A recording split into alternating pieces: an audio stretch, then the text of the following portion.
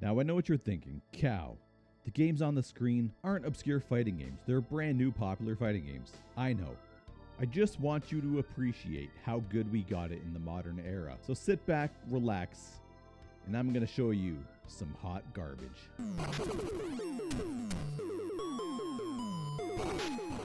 The fighting game scene has blessed us with some of the most iconic characters in gaming.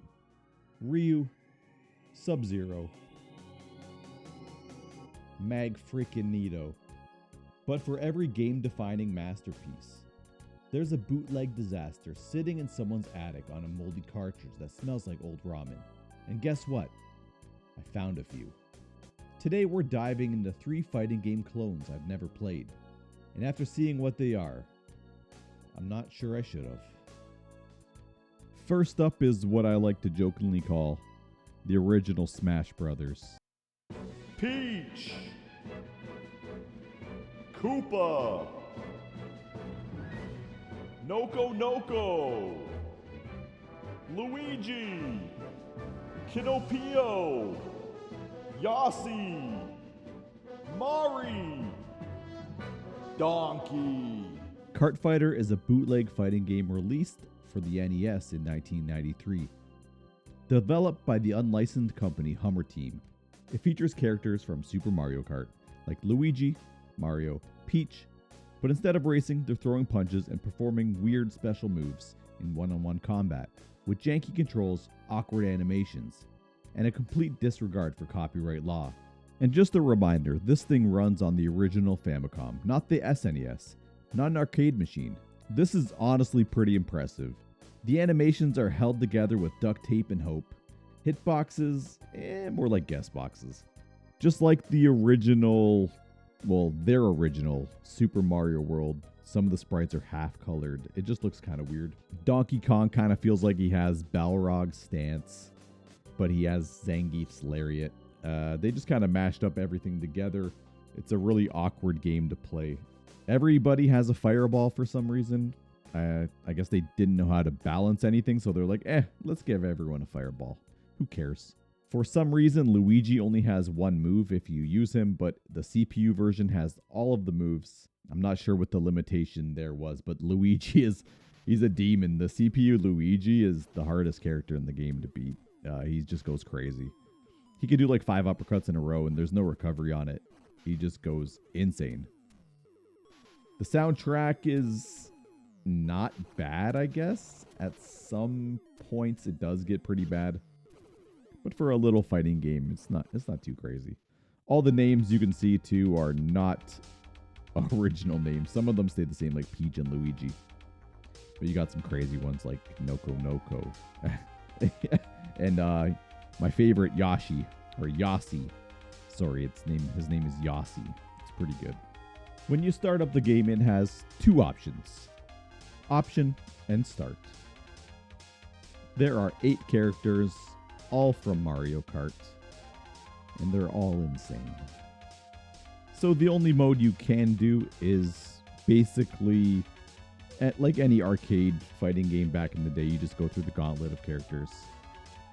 For some reason, as Peach, you gotta fight Bowser twice, and I'm not sure if they just meant Bowser to be the last boss on everybody. I didn't try to beat the game with everybody. It was too painful to do. So I only beat the game with Peach. She's kind of fun. She has some qualities to her. She does also have a Zangief lariat style move, which kind of fits her. It looks like a twirling little princess. And like I said, every character has a fireball, so she does have a fireball of her own. This does not look like Princess Peach, by the way. She also has a hair whip move, which is an amazing anti-air. I pretty much just got the CPU into a lot of jump loops, and I would just anti-air them to death. Pretty effective strategy, but for some reason the AI does adapt after a while. It's pretty smart. It's pretty scummy too. There are moments where if you try to do any move, some characters will just fireball you, and for some reason their fireball is just faster than anything you could do. It also, if you throw a fireball, they don't clash, so if their fireball hits you first, your fireball will just disappear and it won't even hit them. All the uppercuts in this game feel really bad. They go basically vertically. There's not a lot of horizontal movement going on with the uppercut. So if they're directly above you, they're pretty good. Sometimes they get stuffed. They don't really have a lot of priority, it seems. But they do work. They're functional. It's just pretty hard to pull off sometimes. The moves are also very tricky. Some of them have very strange motions. It's like some of them are back, down, down, instead of just going down, back, like a traditional, hurricane kick or something like that from Ryu. Some characters have down moves. Shout out to 2XKO, I guess. Bowser does have a down move where he slams his butt, which has, I don't know, probably one of the worst hitboxes I've ever seen in a game. It goes nowhere, and it's so hard to land. Yeah, some characters have charge moves. Some characters have the weird motion I was telling you about. Some have the traditional fireball motion. It feels like also your moves have a cooldown. Like you can't really spam fireballs unless you're the computer. Or it just, the input system is just really bad. It's probably that, to be honest. It's an NES fighting game. But yeah, overall, this one's pretty bad. I'll let you listen to this one track where the music is just absolutely horrible. It's in the sky, though.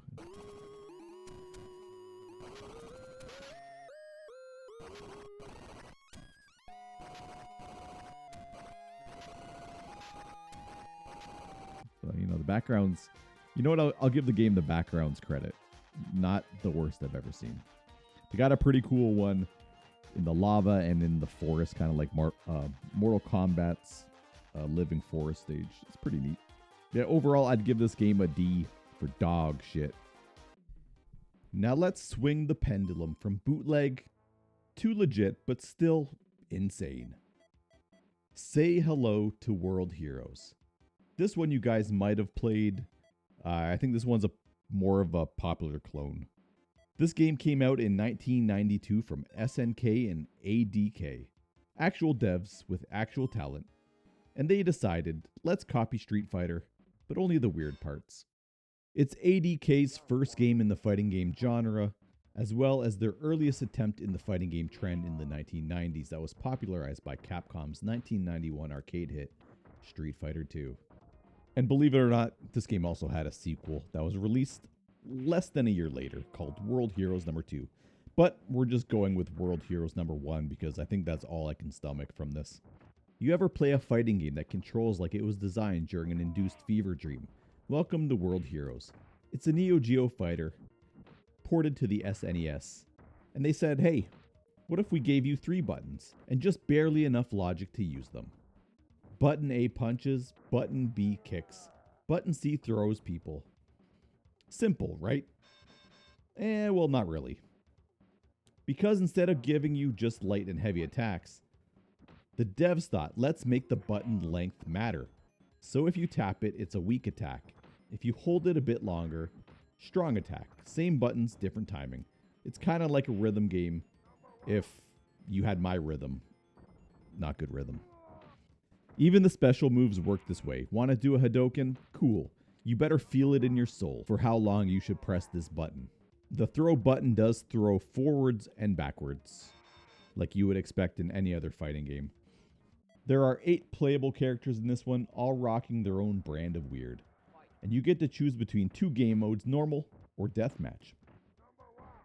In normal game, you beat up the other fighters in random order, then take on the final boss, a guy named Gigas. He's basically the Shang Tsung of the game. He can morph into other characters, which leaves him wide open. It's a super easy last boss. I thought it was going to be really hard because usually old fighting games have super hard end bosses, but this one, it takes him like 3 or 4 seconds to transform. It's pretty funny. You also get bonus rounds between fights, where you punch a stone block and turn it into a man. Cool. There's also Fatal Match or Death Match.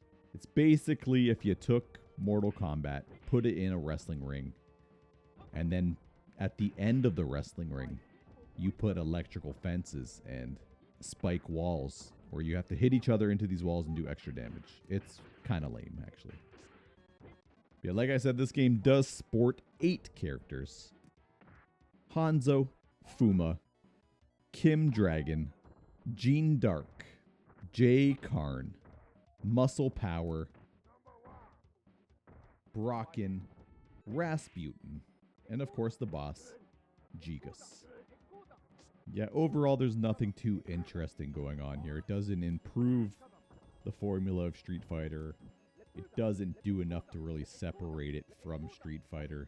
You're better off playing Street Fighter. I guess back then if you didn't have access to it, or maybe it was expensive and this was a better option. I have no idea what the prices were like back then. But I could see this as an alternate. The we have Street Fighter at home meme kind of rings true in this one. The art style is different, I'll give them that. The characters actually don't look too bad. They look pretty good.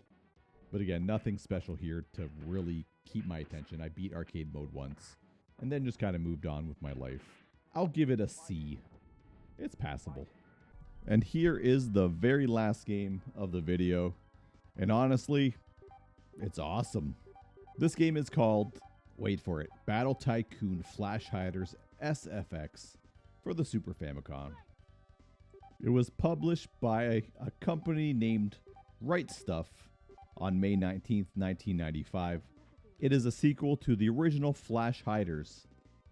And like its predecessor, Battle Tycoon Flash Hiders SFX simulates the life of a fantasy martial arts prizefighter with an anime theme to it. I don't really have anything bad to say about this game. The only negative thing I could say is it's only in Japanese and I couldn't do the story mode because I have no idea what options I'm selecting and nothing ever. I couldn't really get past anything because I don't speak Japanese or read it. So that was a little disappointing, but everything else in this game is kind of awesome. This game has a 3-meter system on the top left and right of the screen. A, G, and S, attack, guard, and speed. And they do deplete depending on how much actions you take. If you do lose all your guard, I think you get guard broken. I'm not entirely sure. It's never happened. And if one of those meters are flashing during combat, you can do a super move, which is pretty cool. This game also features canceling into special moves out of normals, a la Street Fighter 2 Turbo. The music is great. The backgrounds are pretty solid. All the characters seem very fun. A lot of them have this gimmick where they can turn into an animal and do some crazy combo. Yeah, I had a lot of fun with this one. I played this one for a few hours. Usually I would just do the arcade mode and just get out of the game as quick as I could because it's so unbearable. But yeah, this one is very cool. I was super shocked. I thought this was going to be complete dog shit. I was not looking forward to playing this one just based on what I was looking at. Yeah, this game does feature 10 characters. And honestly, they're all pretty fun. The special moves do vary kind of wildly. The commands for the supers are very reminiscent of King of the Fighters. Pick one, they're all wild. This game also has very smart hit detection. I guess you could really tell if you hit an opponent blocking or you hit him while he wasn't blocking, so you can confirm combos. It's very cool.